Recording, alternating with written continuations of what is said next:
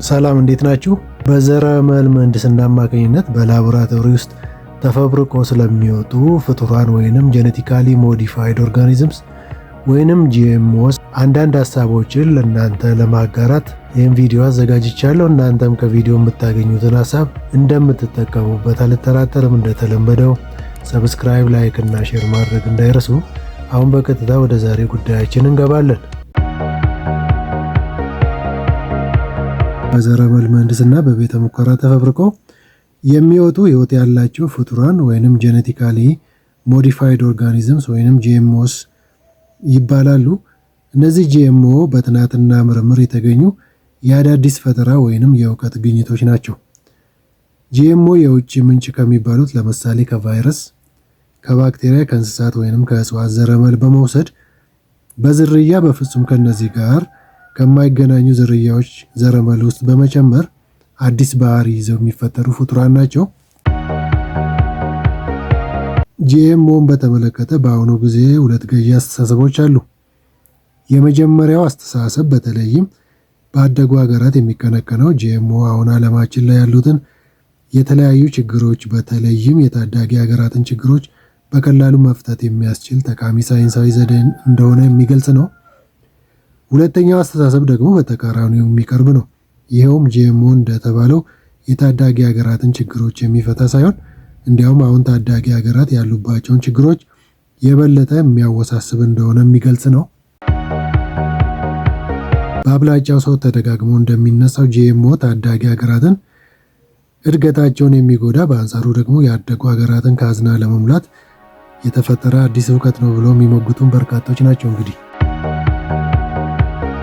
የጂኤምኦ የምግብ ሰብሎች የምግብ ዋስትና ችግርን ለማስወገድ ያስችላሉ ወይ ተብሎም ጥያቄዎች ይቀርባሉ በተለያዩ አካላት።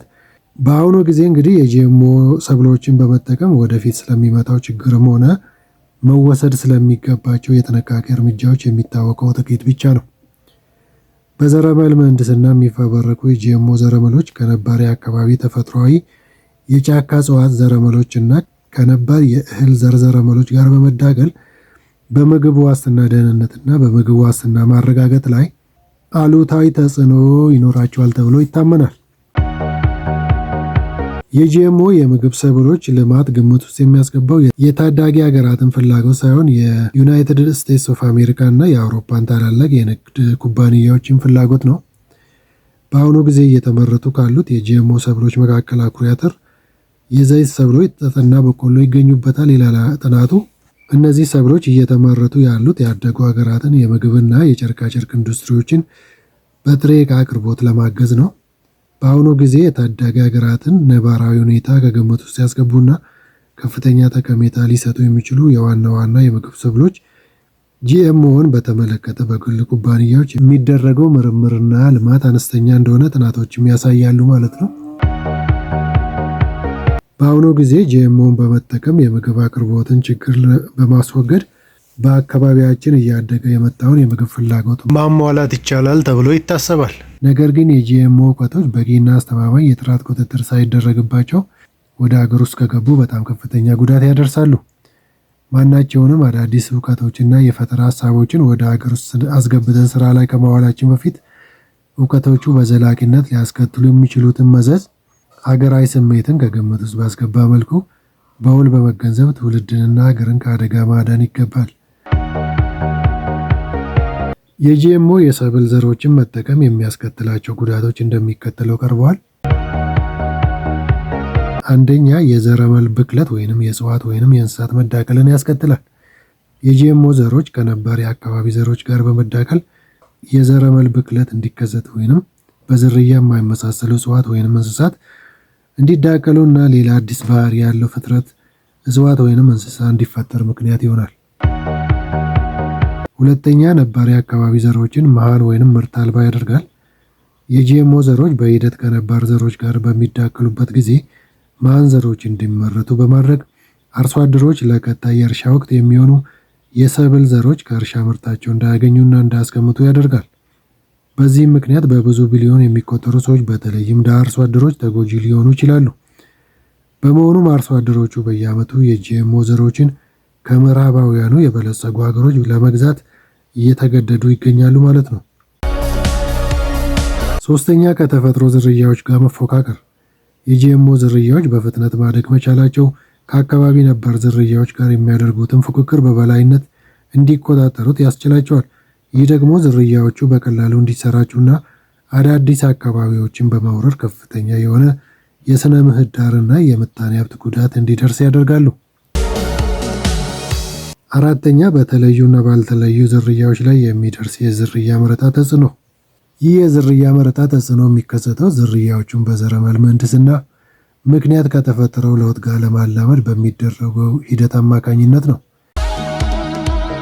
አምስተኛ በሥነ ምህዳር ስርዓት ላይ የሚደርስ ተጽዕኖ። አንድ ዝርያ ላይ የሚደርስ የባህሪ ወይንም የማንነት ለውጥ ከዝርያው ባሻገር በመላ ስነ ምህዳሩ ስርዓት ላይ አሉታዊ ተጽዕኖ ሊያደርስ ይችላል። በዚህም የተነሳ የስነ ምህዳር ስርዓት መጎዳትና መጥፋት ሊከሰት ይችላል። ስድስተኛ ችግሮችን ለመከታተል አለመቻሉ። የጂኤምኦ ዝርያዎች አንዴ ወደ አዲስ አካባቢ ከገቡና መሰራጨት ከጀመሩ በዝርያዎቹ ምክንያት ችግሮች ከተከሰቱ ችግሮቹን ተከታትለው ማስወገድ በጣም አስቸጋሪ ይሆናል። ሰባተኛ በሰው ጤናና በተፈጥሮ አካባቢ ላይ የሚያደርሱት ጉዳት። የተለያዩ አዳዲስ በሽታዊ ተባዮችና አረሞች መፈጠር ዘረመል ተቀባዩ ፍጡር ጀርም ወይንም ቫይረስ ከሆነ የበሽታ ተጽዕኖ መጨመር፣ ዘረመል ተቀባዩ ፍጡር እጽዋት ወይንም የጀርባ አጥንት የሌለው ፍጡር ከሆነ የአረም ወይንም የተባይ ተጽዕኖ መጨመር፣ እንደዚሁም በሌሎች ዝርያዎች እና በስነ ምህዳር ላይ ጉዳት ማድረስ የሚጠቀሱ ችግሮች ናቸው። ጂኤምኦ ለብዝሃ ሕይወት መጎዳትና መጥፋት ምክንያት ሊሆን ይችላል። ስምንተኛ ያልተተነበዩና ያልታሰቡ ጉዳቶች። የሌላ የውጭ ዝርያ ዘረመል ከተቀባይ ዝርያ ዘረመል ጋር ሲቀላቀል ቀደም ሲል ከአካባቢው ጋር ተስማምቶ ይኖር የነበረው ተቀባይ ዝርያ የመዋቅርና የተግባር ለውጥ ማሳየት ይጀምራል። የውጭ ዝርያ ዘረመል ከተቀባይ ዝርያ ዘረመል ጋር ከመዳቀሉ በፊት የውጭ ዘረመል ተቀባይ ዝርያ የነበረውን ጸባይና ባህሪ እንዲቀይር ስለሚያስገድደው አዳዲስ ጸባዮችና ለውጦች እንዲፈጠሩ ምክንያት ይሆናል። 9 የቁጥጥርና የአስተዳደር እርምጃዎች መታጣት። የውጭ ዝርያ ዘረመል ወደ ተቀባይ ዝርያ ዘረመል በሚቀላቀልበት ጊዜ ለአዲስ ጂኤምኦ መፈጠር ምክንያት ይሆናል። በአዲሱ የጂኤምኦ ምክንያት የሚከሰቱትን ችግሮች ለመቆጣጠር ከዚህ በፊት ስራ ላይ ሲውሉ የነበሩት የቁጥጥርና የአስተዳደራዊ እርምጃዎች በዚህ ጊዜ ውጤታማ አይሆኑም።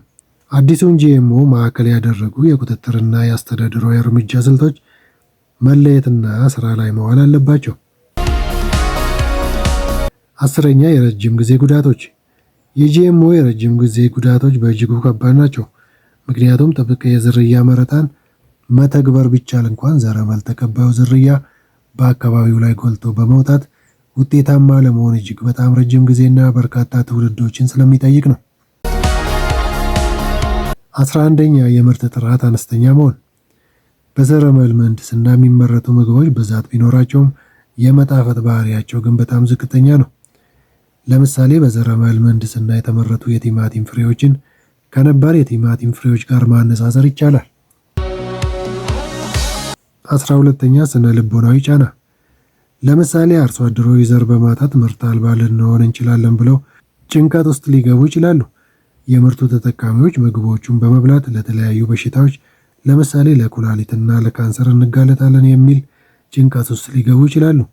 መንግስት ዝርያዎቹን ወደ ሀገር ውስጥ አላስገባም በሚል ከምዕራባውያኑ ሀገራት ጋር ግጭት ውስጥ ሊገባ ይችላል።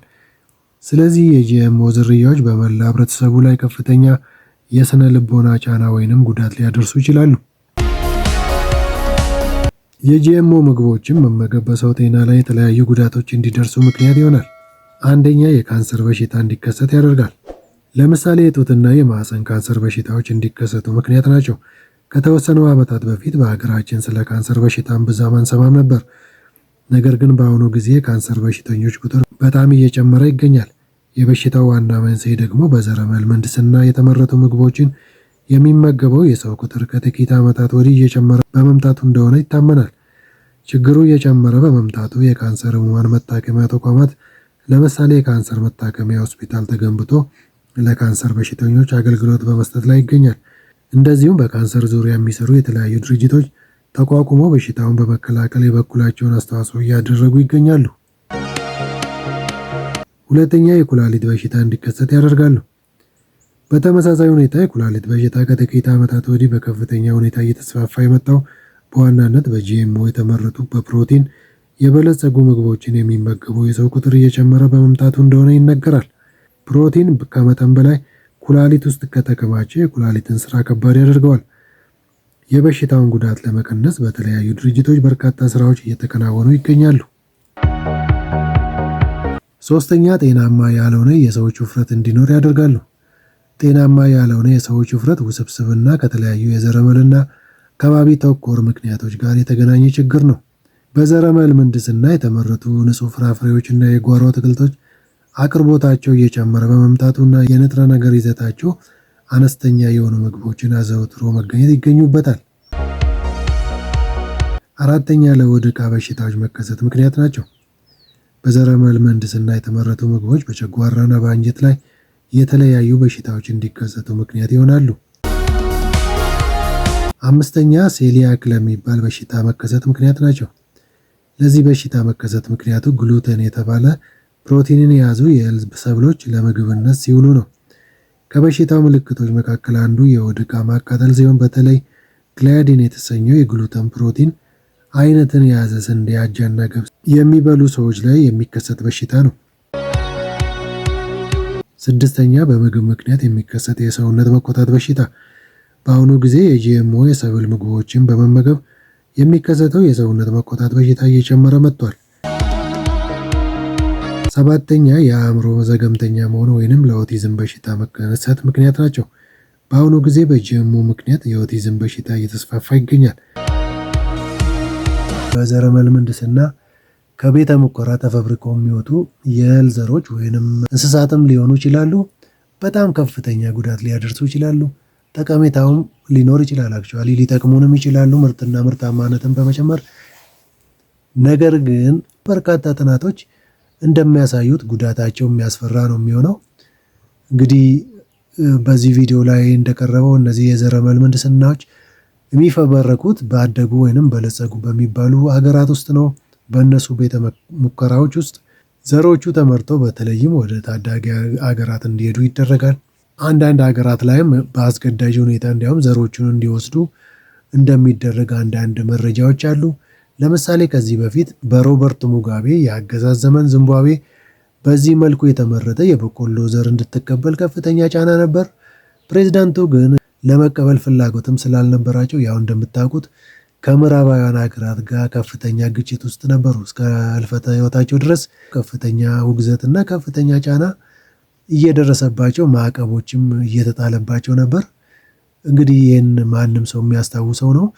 ጥናቶችን ሳገላብጥ ከዚህ ግለሰብ ጋር የተገናኘ በዚህ ዙሪያ መረጃ አግኝቻለሁ ማለት ነው። ስለዚህ ያስገድዳሉ እነዚህ አደግን የሚሉ ሀገራት እንግዲህ በተዘዋዋሪ ያው የቅኝ ግዛት እየገዙን ነው የሚገኘው። የቅኝ ግዛታቸው ደግሞ ቀጥታ በጠበንጃ ወይንም በሰራዊት አይመጡብንም፣ በተለያዩ መልኩ ነው የሚመጡብን። በዚህ መልኩ በረቀቀ መልኩ ሊመጡብን ይችላሉ፣ እየመጡብንም ነው የሚገኘው እና ማንኛውም ግለሰብ በተለይ በእርሻ ዙሪያ ተሰማርተን የምንገኝ ሰዎች ሌሎቻችንም ቢሆን ይህን ነገር ልብ ማለት ይገባናል። ነገሮችን ግራ ቀኝ ማየት መቻል አለብን፣ መፈተሽ አለብን፣ መመርመር አለብን። እውነቱን ለማውራት እነዚህ አደግን የሚሉ ሀገራት ስልታቸው በጣም የረቀቀ ነው። እጅግ በጣም እጃቸው ረጅም ነው። እያንዳንዷ የሚሰሩትን ነገር በጣም አሻግረው ለስንት መቶ ዓመት የሚያዩ ሰዎች ናቸው። እንደኛ የዕለት የዕለቱን የሚኖሩ አይነት ሰዎች አይደሉም። የሌላን ዓለም የተፈጥሮ ሀብት በተለያየ መልኩ እየወሰዱ እየተጠቀሙበት በዛ መልኩ ነው ሀገራቸው ያደገና አሁን ምንድን ነው ቅኝ ግዛቱ ስትራቴጂውን ቀይረውታል። አሁን እንደ ድሮው ጦር አዝምተው እንደዛ የሌላን ዓለም ሀብት መውሰድ አይችሉም። በረቀቀ በእጅ አዙር መልኩ በተለያየ በመዝናኛው ይመጡባል፣ በዚህ በእርሻው ይመጡባል፣ በቴክኖሎጂው ይመጡባል።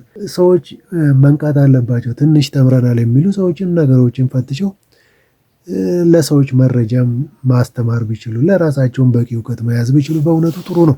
የአውሮፓ የአሜሪካ አደግን የሚሉ ሀገራት ይህን ዘር ያመርታሉ። አላደጉም ወደ ተባሉት ሀገራት ይልቃሉ። ካልወሰድክ ደግሞ ማዕቀብ እንጥልብሃለን ይላሉ። እነሱ ይህን የሚያደርጉት እንግዲህ ለእኛ አስበው አይደለም። እውነቱን ለማውራት ለእኛ አስበው አይደለም። ይህን ነገር ደግሞ በንግድ መልክ፣ በእርዳታ መልክ፣ በተለይ በእርዳታ መልክ ነው ይሄ ነገር የሚገባው ወደኛ ሀገር። እኔ ለበርካታ ዓመታት በእርዳታ ስራ ዙሪያ ሰርቻለሁ ከመንግስት ጋርም ከኤንጂኦዎች ጋርም ይህን ነገር ብዙ በቅርበት አውቃለሁ ማለት ነው። ስለዚህ ይህን ነገር ወደ እኛ ሀገር ይልካሉ በምርጥ ዘር ስም፣ በእርዳታ ስም፣ በተለያየ መልኩ ማለት ነው። ስለዚህ እነዚህ ዘሮች መጥተው ሀገራችን ላይ ጠብቃሉ። ከዛ በኋላ መቆጣጠር አንችልም። እንደ ሰደድ እሳት ነው የሚስፋፋውና በዚህ ቪዲዮም ላይ እንዳነሳሁት አንዷ ዘር እንኳን ከበቀለች ፍሬ ከሰጠች በኋላ የአካባቢ ዘርን መበቀል ትጀምራለች። የአካባቢ ዘር መሀን እንዲሆን ያደርጋል። ከዛ በኋላ ይሄ ዘር ደግሞ ራሱ መልሶ የሚገርመው ነገር ከተወሰነ ዓመት በኋላ የአካባቢውን ዘርም በክሎ ካጠፋ በኋላ ራሱ ደግሞ መጨረሻ ላይ ይጠፋል። አጥፍቶ ጠፊ ይበሉት፣ አጥፍቶ ጠፊ የሆነ ሲስተም ነው ማለት ነው። ከዛ በኋላ እኛ በእነሱ እጅ ላይ ወደቅን ማለት ነው።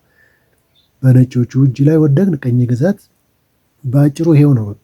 እግራቸው ላይ ወድቀን ምግብን ለምናለን፣ ምርጥ ዘርን ለምናለን። እነሱ የፈለጉትን አይነት ይሰጡናል። በእነሱ ልክ እየለኩ ይሰጡናል።